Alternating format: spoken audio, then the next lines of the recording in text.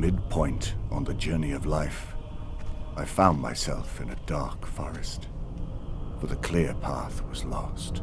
The game starts on the surface, which is how the poem starts. You know, you're sort of leaping into hell. When you jump through that door to follow the devil and your fiance's soul down into the depths of hell, that's the moment where our Alice jumps through the rabbit hole. Whoa, this is unlike anything on Earth, right? It's hell.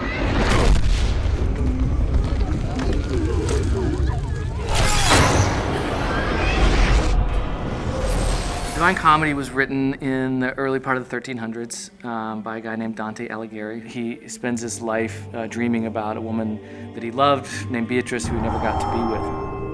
He writes this poem, which is basically about his journey through the afterlife to get to her. So the number one thing that Dante Alighieri is remembered for is creating that typical view of hell, the medieval vision that has lasted throughout the ages. Dante essentially introduces the concept of the 9 circles of hell. I mean, it lays it out level by level, you know, the punishments of hell and where each sinner goes in hell in these different circles. He's literally like laying out a map of hell. The poem itself was disturbing, and it describes the different rings of hell and all this anguish and suffering. And I think that's also one of the most appealing aspects of it. I read the poem and thought right away, like, that's a video game. We can make a video game out of that. Go to hell, that's our game. Simple and it's to the point. Face the ultimate boss, which is Lucifer himself. Once you hear the pitch about what the fiction's going to be, it just instantly makes sense. One of the most important things for us was to literally follow the map of hell that Dante wrote so clearly in the poem. We're not going to create a circle called jealousy or shoplifting, yeah? We're going to go with the circles that are actually in the poem.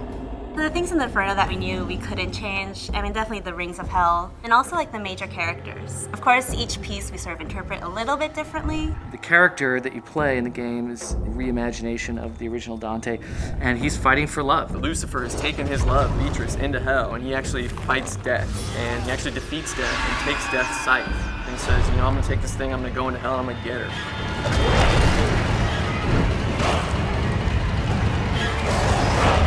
He's facing some of the most insane monsters that hell has to throw at him. He's got to be kind of an over-the-top action hero.